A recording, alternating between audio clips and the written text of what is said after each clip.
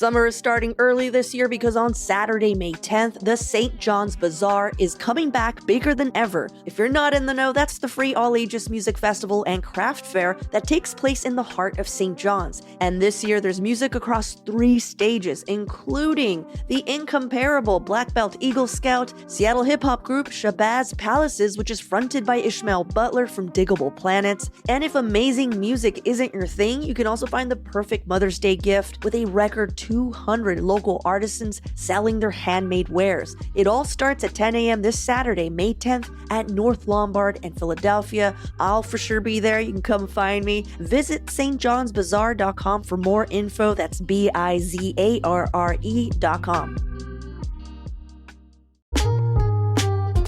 Are you ready to vote in the May 20th special election? I know I'm not, so it might not be on your radar yet, but it's important because voters will decide on bonds for Portland Public Schools, which we've talked about on the show, and you're also going to vote for directors on local school boards, fire and water district boards, and the Urban Flood and Water Safety Board. Who's on these boards matter, so go inform yourself with resources from the League of Women Voters at vote411.org and at lwvpdx.org. Your vote is your voice. Make it count.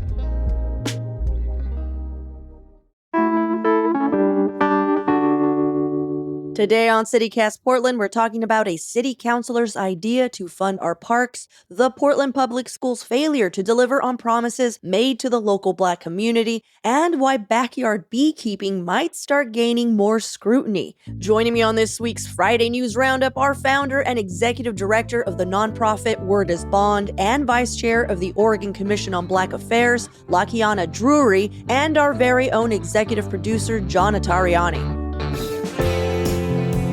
It's Friday, May 9th. I'm Claudia Meza, and this is what Portland's talking about.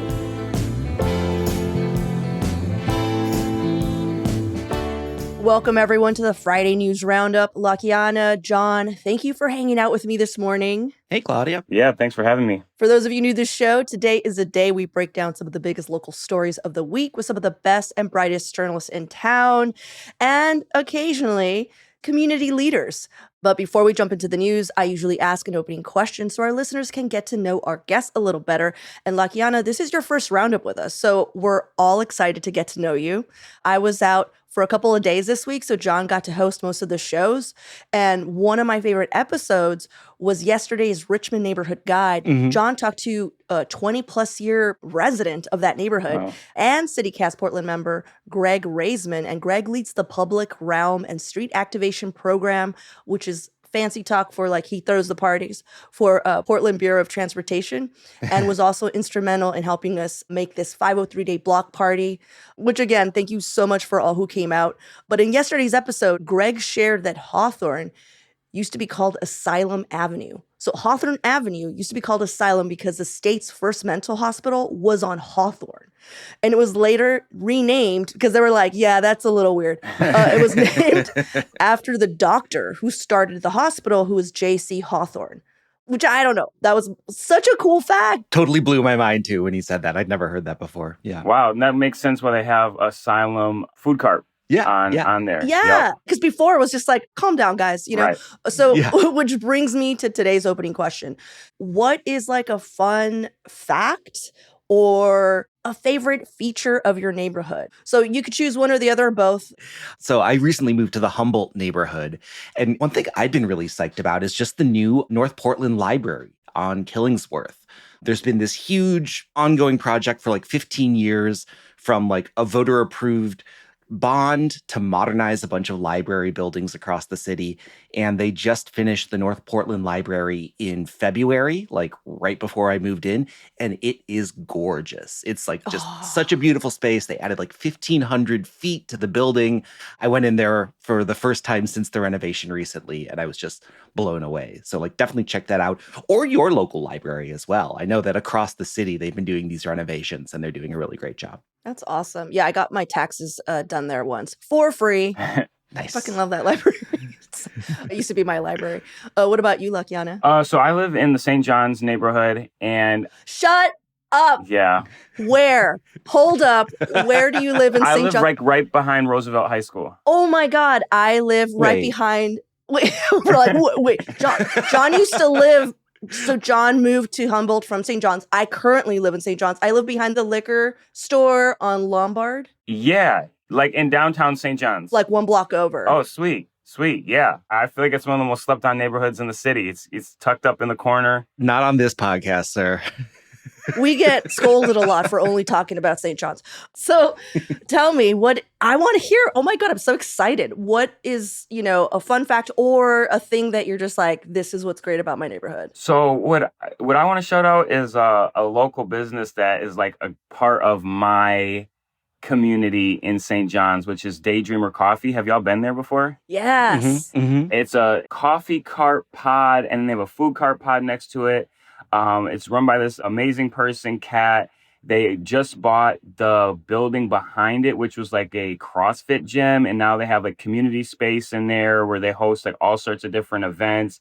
And I go there like on a Saturday morning, get a matcha latte with a whisper of vanilla, and then like take a walk through the neighborhood. And right across the street is George Park, which another community leader, Donovan Scribes, has been getting state funding, I think over like $2 million to help renovate the park. So it's like at the intersection of just community. And I think both Kat and what Donovan's doing across the street just represent like the spirit of St. John's and the spirit of community, like coffee, which Portland's known for, local neighborhood spots, and then parks. So, yeah. That is so cool. Yeah. You know how St. John's is like, you could live 3 blocks over and it's a completely different part of the neighborhood. So my coffee shop is Affogato because I live downtown, but I had to walk over to Daydreamer. And I just remember loving the sandwich. I got like a breakfast sandwich and I was just like, holy shit, this is so good. Yeah.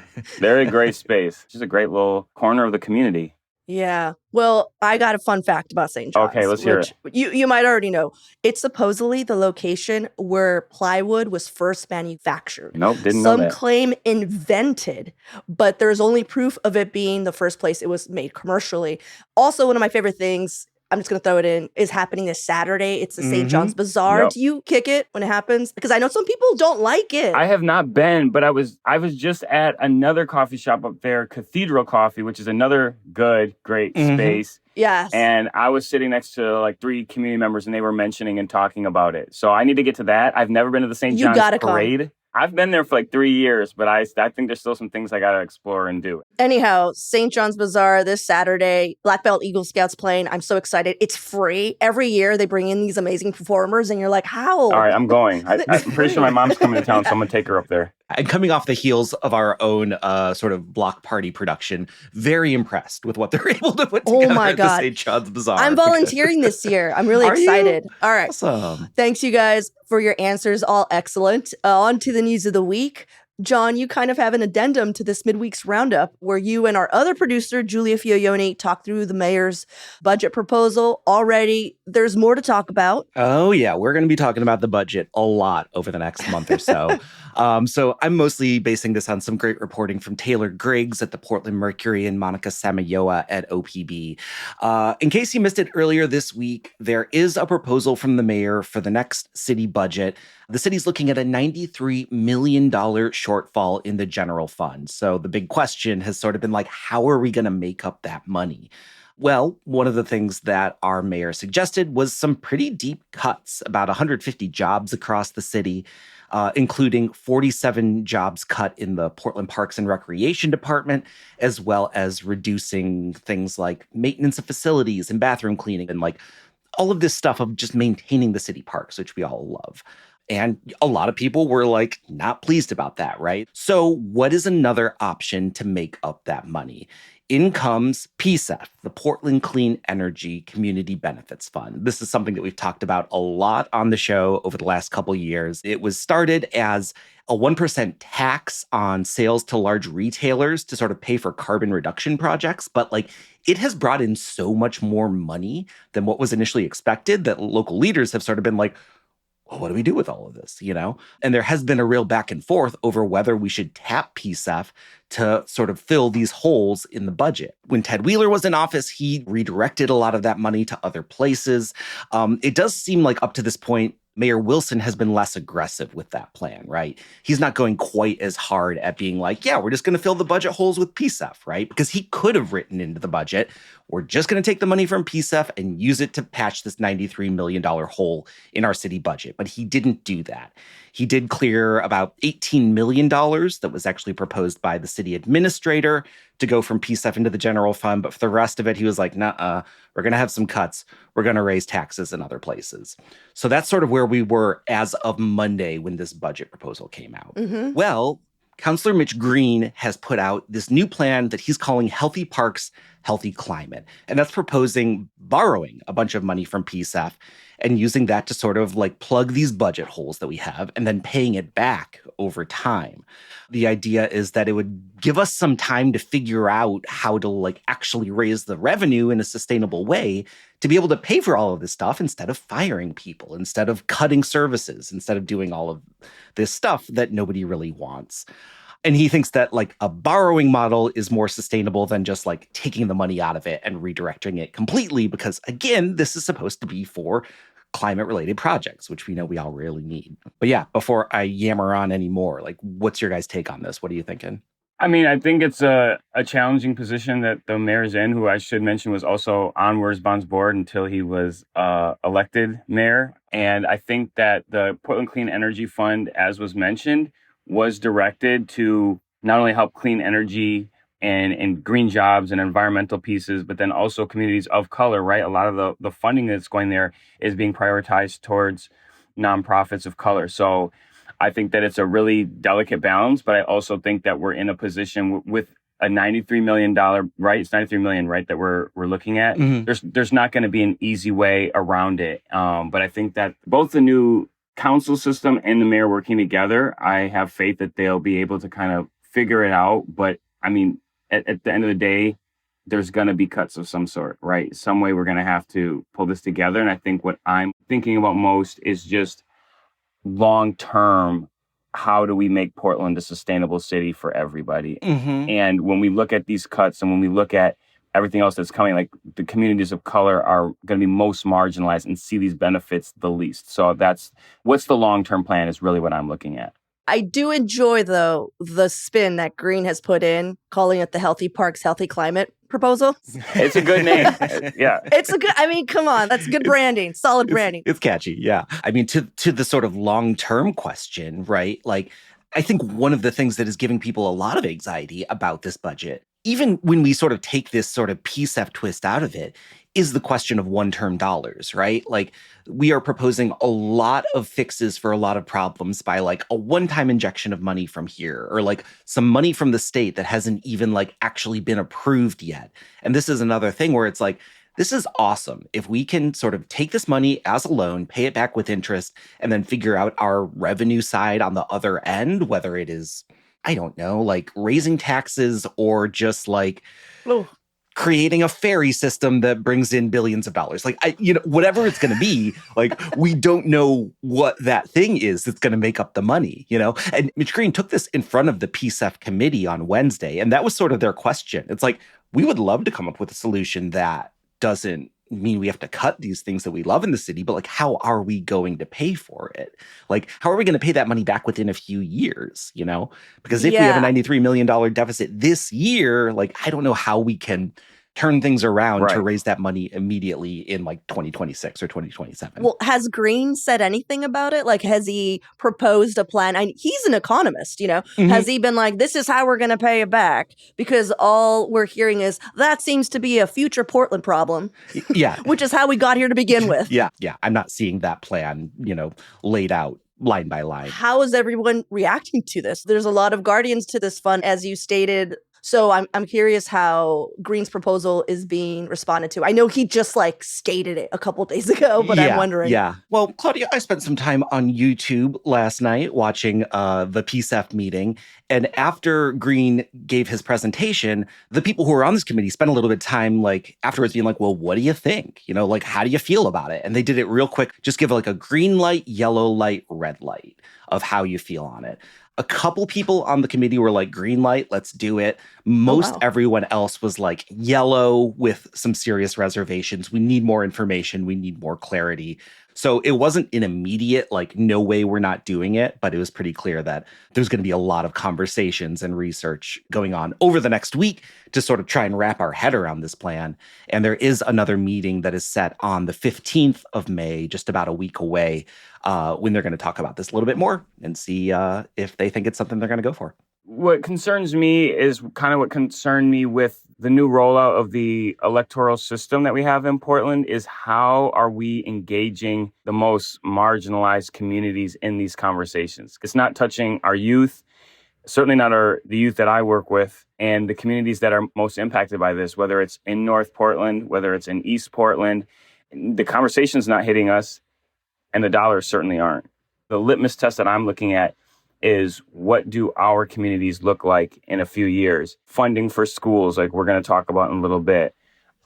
Jobs, like the PSEF fund is supposed to help get green jobs and who's having access to those jobs. So I'm interested in the conversation, but I'm more interested in the results and the outcomes and how this is going to help raise the quality of living and the educational outcomes and the job outcomes for those communities that have already been left behind. Yeah. Something that I wanted to say, just to zoom out of this, is all I keep hearing is, oh my God, PSEF, it's making so much money. What are we to do? But I'm not hearing the conversation of like, isn't it crazy how a tax actually aimed at large retailers, a small one, by the way, 1%, is doing gangbusters in revenue, but for some reason, bleeding dry a shrinking amount of homeowners in an unprecedented housing crisis with wages barely keeping with inflation appears to be bankrupting certain parts of local government. It's almost like that system is outdated and unsustainable.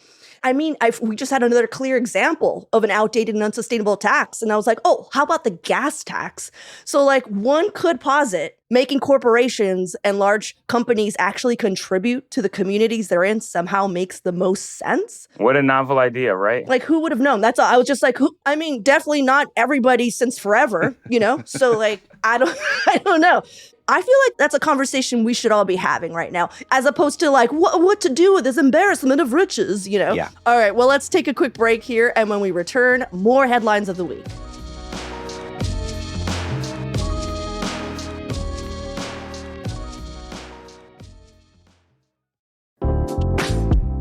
Portland's premier pop culture event is returning to the Oregon Convention Center this September 5th through the 7th. As always, Rose City Comic Con is delivering a fun, family-friendly 3-day celebration of comics, gaming, sci-fi, cosplay, anime, fantasy, and every fandom in between. Also, this year, you can meet the cast of The Goonies in celebration of the film's 40th anniversary. We're talking Corey Feldman, Martha Plimpton, and Sean Astin, to name a few. And who knows, maybe they'll have more info on the much talked about Goonies sequel that's in the works. For me, the cosplay competition is easily the highlight of the entire weekend. Just the time and effort that people put into their costumes is amazing. And if you're into shopping, there's the Artist Alley and Maker's Mart where indie creators sell their wares. Rose City Comic Con isn't just comics. It's a celebration of all that is popular culture. There's quite literally something for everyone. Tickets are on sale now at rosecitycomiccon.com.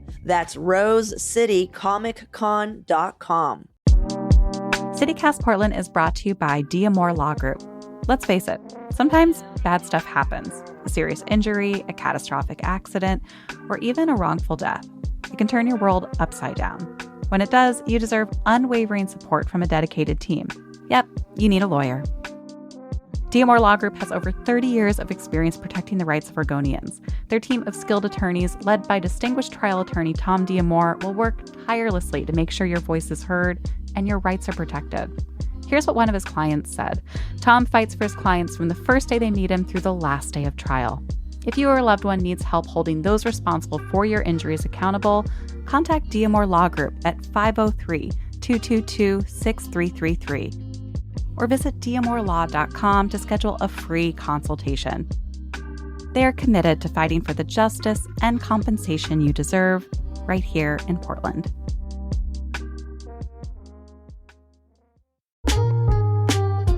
So here's a tip. the number one thing that your mom probably wants is a phone call from you. So this Mother's Day, you can give her a phone call, of course, and give her an Aura digital picture frame. So my mom lives across the country, and a big way that we keep in touch is through sharing photographs. I'm constantly sending her photos of activities that I'm doing, like my team at the Lads 500 bike relay the other week. Yeah, she got those photos. Aura Frames was named the best digital photo frame by Wirecutter, so you can use one to keep in touch with your mom too, right from your phone. Aura has a great deal going for Mother's Day. For a limited time, CityCast listeners can save on the perfect gift by visiting auraframes.com to get $35 off plus free shipping on their best-selling Carver mat frame. That's auraframes.com. Promo code CityCast. Support the show by mentioning us at checkout. Terms and conditions apply.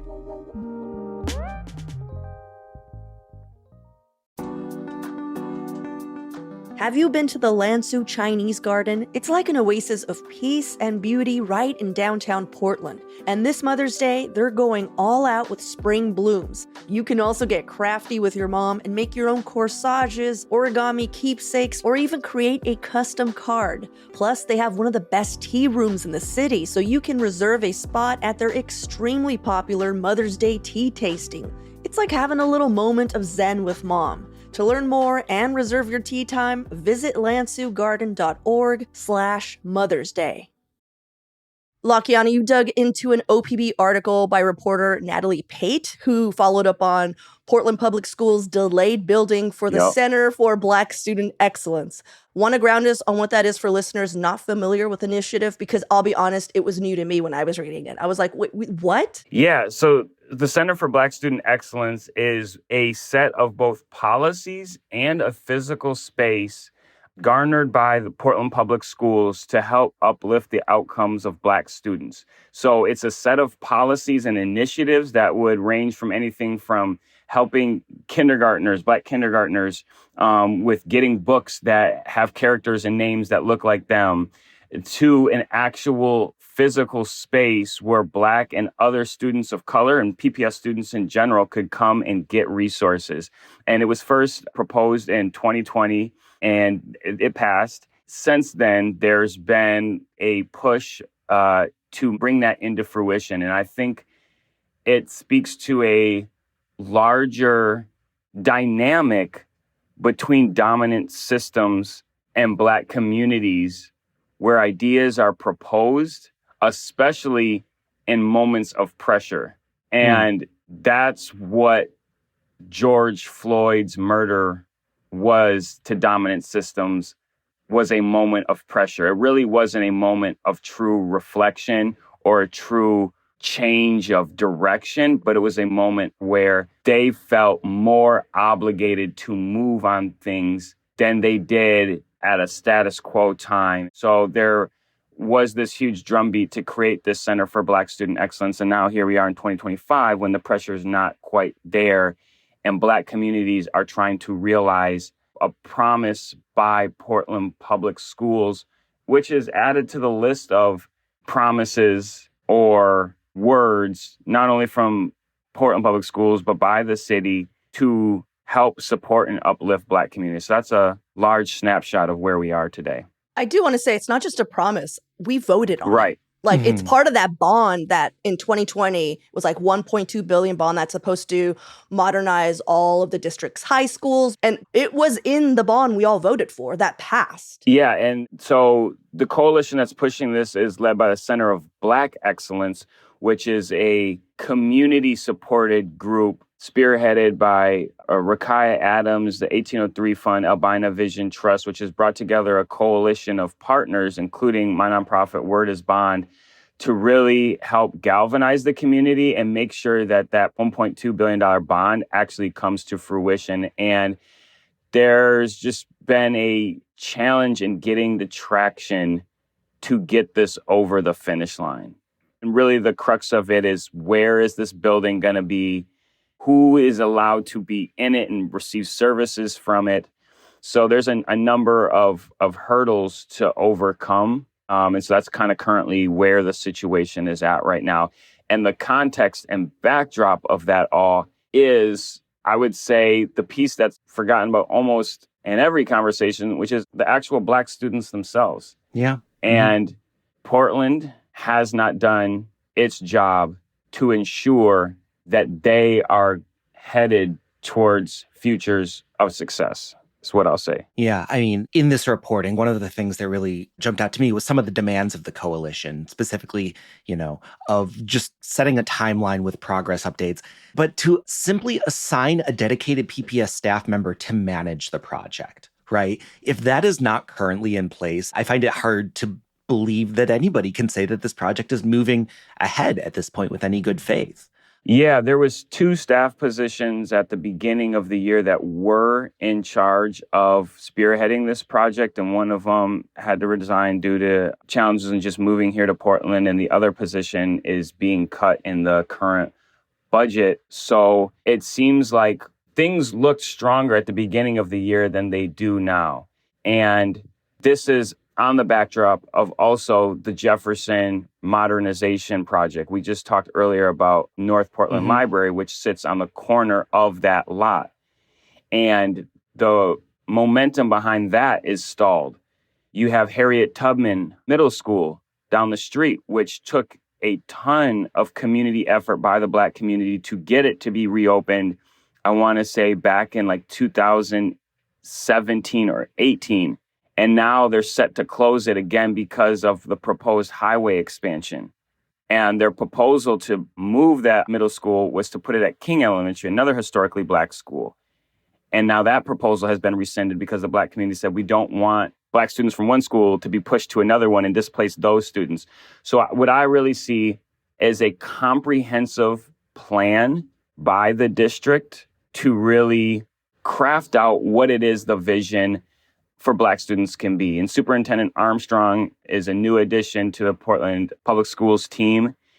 And I think she's taking some steps in the right direction to move that forward. But it's really going to take a community effort and a real commitment in putting pen to paper by Portland Public Schools in order to really show Black community that this commitment to Black excellence, both in policy, but also in principle, is a real commitment. Yeah, and a part of that commitment is follow through, Yeah. right? I find this so interesting in the sort of specter of what is just around the corner, which is this special election coming up in, about 2 weeks, where we're going to be voting on another giant school bond measure, right? Like $1.8 billion is about to go before the voters to update schools like Cleveland and Jefferson, which we've been talking about, as well as I.W. Wells High School.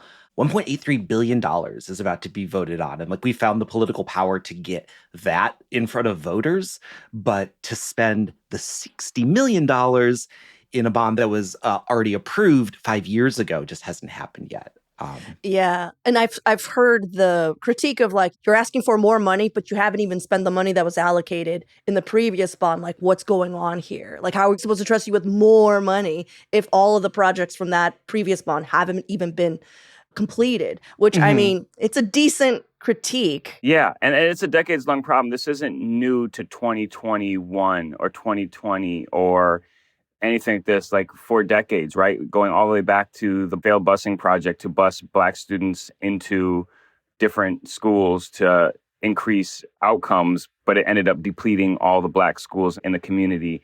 And if you talk to Black students across the district, if you go to the different schools, you just hear so many stories where they're not reaching the full potential that they could. They're not seeing Black teachers. They're not learning enough about things that are going to keep them in school. And then we talk about outcomes like community violence. We talk about jobs, but it's how I see it, it's less about those factors and more about investment. So when we talk about Portland livability, this is a key investment into the future of not just Black students, but the city as a whole, right? Because when Black students graduate at high numbers, when they're getting into colleges, when they're getting into trades programs, when they're getting jobs, that benefits all of Portland. So it's really an opportunity for all of Portland to come together. And we want to work with all the partners. This isn't about being against Portland Public Schools, but really holding us to those commitments we have to make sure all students have the opportunity to attain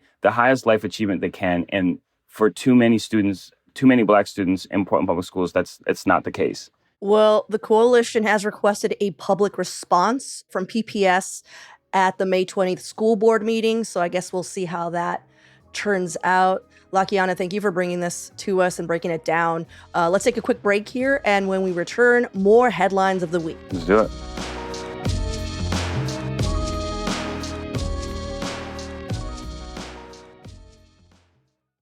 My cat Freddie loves to be brushed and cuddled. But stirring up his cat allergens meant sneezing and itchy eyes. Then I found Purina One Live Clear. It's cat food that reduced the major allergen and my suffering in as little as 21 days. Now, we feel closer than ever. If you have issues with cat allergens, you really need to try Purina One Live Clear. Try new Purina One Live Clear today. Purina One, a difference from day one. Are you still quoting 30-year-old movies? Have you said cool beans in the past 90 days? Do you think Discover isn't widely accepted? If this sounds like you, you're stuck in the past. Discover is accepted at 99% of places that take credit cards nationwide. And every time you make a purchase with your card, you automatically earn cash back. Welcome to the now. It pays to Discover. Learn more at discover.com/credit card, based on the February 2024 Nielsen report. So my headline this week is from Willamette Week reporter Hardly Kephart. They posed the question, should Portland ban backyard beekeeping? Which I'm sure a lot of people read that and just threw stuff, The clicks have been baited, yeah. Yeah, exactly. And I found the article really interesting because in a sea of certified backyard habitats, it goes against, these staunchly held beliefs that more honeybees equals better. But this concept of honeybees maybe not being the best thing to cultivate in mass is not new. Conservationists have started to become more vocal, sharing their concerns. And the issue isn't that honeybees are all of a sudden bad and causing cancer. It really is just too much of a good thing can also be bad. In recent years, research has come out showing that domesticated honeybees, which is what they are not in danger of going extinct. And two, are not native to North America. The two is the big one here, are becoming so plentiful in population because of all the backyard urban beekeepers that they're actually pushing out native pollinators, which include our native bees and other pollinators that are endangered, like bumblebees and butterflies. A domesticated hive can forage as far as 5 miles away from the keeper's property. Every honeybee hive deprives over 100,000 native pollinators of food. They actually have that number. Mm-hmm. Matthew Shepard, he's the director of outreach and education from Xerces Society for Invertebrate Conservation, was quoted in the article as saying, honeybees are domesticated livestock and not a solution to our declining population of native bees. They said something like, a honeybee is like a cow. Like, we're never going to run out of cows, Why this is particularly bad news here in Portland is the city has eased regulation on backyard beekeeping so much that currently backyard beekeepers no longer need to inform the city of their hives. So we don't know how many hives we have in the city. The British conservation group Buglife recommends 5 full acres of habitat for just a single honeybee hive. And currently, Portland's livestock code, known as Title 13, allows between 4 to 6 hives per residential backyard.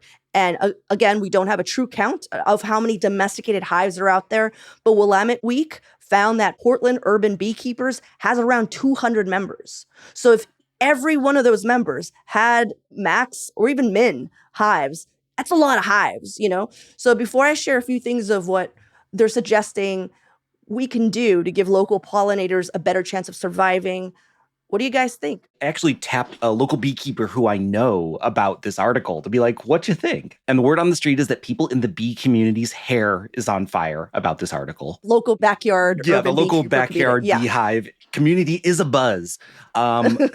Because, what I was told was like, look, if we overpopulate with local bees, that's not a good thing. In addition to what's being laid out in this article, a lot of bees really close to each other can spread disease. But realistically, honeybees have been sort of evolving alongside humans for hundreds, if not thousands of years. And yes, there are native bees that are important and that we want to create habitat for. I'm sure we'll talk more about that in this conversation. But at the same time, to sort of single out honeybees as being something that is detrimental to the ecosystem, it's like the ecosystem is an entire system that encompasses like all life. And clearly the thing that is most detrimental there is like roads and houses and humans and cars and etc. So like there's definitely things that like if you want to be a backyard beekeeper, you should do to really sort of protect the environment as you keep your hive of bees in your backyard. But the idea of like, should we ban all honeybees from Portland? That's not quite it. Yeah, I don't think that's what the article was stating at all either. I think That's what the they were headline was. Oh, I see. Oh, because of Should clickbait. Portland ban backyard bees? Yeah, clickbait. But I think if you read the article, I mean, the first thing it says is like, let's be honest, it's roads. Yeah. It's the fact that these bees are having to compete for food. That's the real issue. I'm still stuck on that they're domesticated livestock. Like I'm representing in this conversation like the outside, like, wait, what? Like I did just get a picture from a friend like 2 weeks ago of him in a full like bee suit taking out, I don't know what he was doing, but he was doing stuff with what I'm gonna now text him and ask him, are those honeybees? So I'm just on the peripheral of this conversation of like, interesting, maybe they need to go back to a system of like, I just wrote down, it's like the cultural appropriation of bees. Like, why do people have these bees? They're domesticated livestock. I have more questions and just kind of curiosity. And it's like, this is such a Portland thing. But if it's outstripping nature's natural pollinators, I think that there is some concern to that. And maybe we need to limit it. So it's like, I don't know. Like, that's where I'm at. I'm all over the place with it, but I'm still pondering. Yeah, Lakiana, the reason why there is this confusion is because at a certain point in 2015, there was this mass hysteria of there's a colony collapse disorder and our honey is going to be depleted. And everyone's like, we love honey. What the fuck? But they were talking about this thing that plagues the bee industry, a massive agricultural sector that make something like 15 billion annually. And they're just saying, yeah, when they take these hives out, because essentially they're trucking bees to these fields so they can eat, the colony collapses. And so that message was somehow kind of mixed in with the other message the conservationists were saying, which was like, hey, our native bees are going extinct. And so those two messages together was just like, save the honeybees. Right. Does that make sense? So one alternative that you can share with your friend Lakiana is to raise mason bees, which are also known as blue orchard bees, aka tickle bees. They're these native, gentle, do not sting, are practically zero maintenance. Children are doing it in elementary schools as we speak, and they're considered like one of the most top-notch pollinators for our native plants. So they're just like, here is a bee that's supposed to be here. Let's just make more of these. Like, you're not going to, like, as John said, you're not going to rip these beehives from people's backyards. Also, having your own honey is fucking sick. Right. It's like, if I could make chocolate sauce in my backyard, I would. You know what I mean? But anyhow, they're just like, why don't we just create an environment where more native bees are able to thrive? And not only that, maybe now that we know this, we think about it. Like, Right. we think Yeah. about, do you need another hive? You know, I'm going to link the article in the show notes, and they have such great suggestions and stuff we've heard time and time again, you know, like replace your lawn, all that stuff. But there's a step-by-step guide on how to create these mason bee habitats, which is pretty cool. Awesome. Here's my favorite mason bee fact. So the article lays out that mason bees are like really, really good pollinators, right? And the reason for that is that they're just really bad at collecting nectar.